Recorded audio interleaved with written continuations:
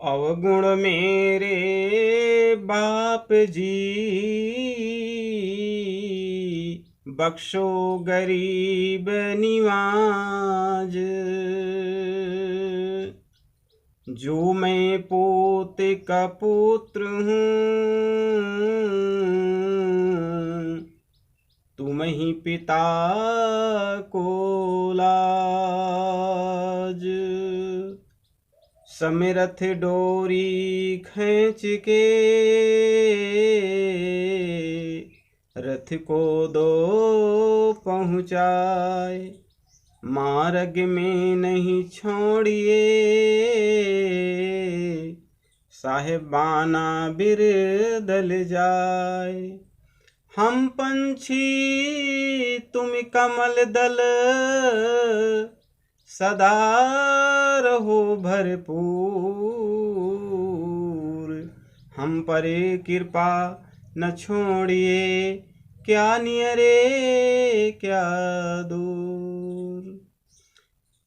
सत्यनाम साहेब, साध गुरु साहेब, बंदी छोर सत कबीर सत साहेब। सभी हंस भक्तजनों को सत्यनाम साहेब जी। सर्वप्रथम धारणा और ध्यान के बारे में आज हम थोड़ी सी बात करेंगे, चर्चा करेंगे। उपस्थित सभी पुण्यात्माओं, सभी हंस भक्तजनों, जागृत होकर सर्वप्रथम धारणा ध्यान आदि में लग जाना ही उत्तम है, क्योंकि यदि शारीरिक शुद्धि के लिए स्नान आदि क्रिया में सर्वप्रथम जुट जाएंगे तो एकांत शांत पवित्र वातावरण का जो लाभ है वह नहीं मिलेगा, और दूसरे लोगों के एवं बाल बच्चों के जागृत होने का समय होगा एवं अन्य प्रकार का हो हल्ला भी होने लगेगा, तो साधना में जिस शांति की अति आवश्यकता है वह नहीं प्राप्त होगी, अशांति ही मिलेगी और उसमें मन की तन्मयता प्राप्त होना कठिन है। इसलिए सदगुरु का फरमान है, साहिब आप फरमाते हैं, देखा देखी सब कहें भोर भय ते राम, अर्ध रात कोई जन जपे खाना जादि गुलाम। संसार में यदि कोई अति ही आवश्यक और अनिवार्य कार्य हो तो मात्र एक सद्गुरु का स्मरण ध्यान ही है, और सभी कार्य समय पर ही तो अच्छा ही है। समय पर होगा सारे कार्य तो अच्छा ही होगा, यदि ना हुआ तो भी कोई चिंता की बात नहीं है, परंतु धारणा ध्यान आदि तो होना ही चाहिए, क्योंकि यही तो मानव जीवन का मूल है और इसका सर्वप्रथम चिंतन और सिंचन होना जरूरी है। अन्य कार्य तो शाखा पत्रादि के समान है। मूल सींच मन, मूल सींच मन, मूल सींच मन माली हो, मूल के सींचे फूल फल लागे, सुफल फले तेरी बाड़ी हो, सुफल फले तेरी बाड़ी हो।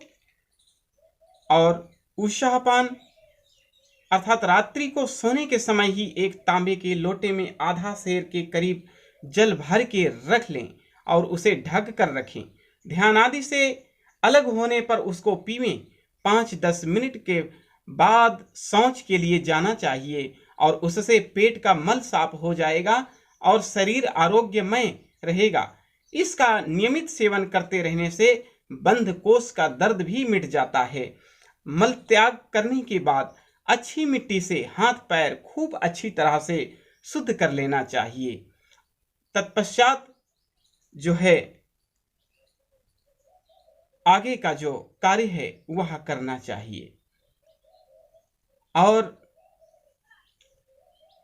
आगे बतलाते हैं साहेब की दंत शुद्धि अर्थात नींब बरगद बबूल आदि का जो दत्वन है दंत शुद्धि के लिए करना हितकर है। उसके साथ अच्छे मंजन का उपयोग करना और भी अच्छा होगा। दांतों का हमारे जीवन में बहुत महत्व है। इसका ख्याल रखकर उसे निरोग मजबूत बनाए रखना अत्यंत जरूरी है सज्जनों, क्योंकि यही हमारी खुराक पीसने की चक्की है और दांतों के निरोग सबल होने पर ही हमारा खुराक को ठीक ठीक चबाकर खाएंगे, हम खुराक को अच्छे से चबा चबा कर ग्रहण करेंगे, खाएंगे, और खूब खूब चबाकर चबाया हुआ खुराक ही अच्छी तरह से पच जाएगा, जिससे रस रक्तादि सातों धातुएं अच्छी होंगी और हमारा जीवन सुंदर सुखप्रद और बलारोग्य पूर्वक आयु को बढ़ाने वाला होगा। तत्पश्चात स्नान आदि से निवृत्त होकर के प्रातः काल में शौच दंत शुद्धि के पीछे यदि कोई शरीर को मलिन बनाने वाला कार्य न हो तो तुरंत ही पवित्र जल से स्नान कर लेना चाहिए, और शरीर और ऋतु की अनुकूलता देखकर ठंडे या उष्ण जल से स्नान करना चाहिए। ठंडे जल से स्नान करना लाभदायक है, किंतु शरीर को प्रतिकूल हो तो गर्म जल से स्नान करना अच्छा होगा। स्नान से शरीर को अत्यधिक आराम आरोग्य का लाभ होता है। यथा प्रातः स्नानम प्रशंसन्ति दुष्टा दृष्टिकरम ही तत् सर्वं मर्हति पूर्वात् पूतात्मा प्रातः स्नायि जपादिकं गुणः 10 स्नान प्रश्य साधो रूपम च पुष्टि बलम च तेजः आरोग्य मायुष्य मनो अनुरुद्धः दुह स्वप्न धातश्च तपश्च मेधः। महात्मा लोग प्रातः काल के स्नान की प्रशंसा करते हैं, क्योंकि वह प्रत्यक्ष और परोक्ष दोनों फल का देना वाला और फल का हेतु है। प्रातः स्नान करने वाला पवित्र आत्मा और जप आदि सभी शुभ कर्मों के करने योग्य होता है। स्थान परायण साधक को रूप पुष्टि शक्ति कांति निरोगिता आयु मन से गृहीत वासना दुष्ट स्वप्न का नाश शुद्धि रूप तप सुबुद्धि इन 10 गुणों की प्राप्ति होती है। इन्हीं शब्दों के साथ सभी हंस भक्त जनों को बहुत बहुत दुआ आशीर्वाद। सत्यनाम साहेब, सतगुरु बंदी छोर सत साहेब।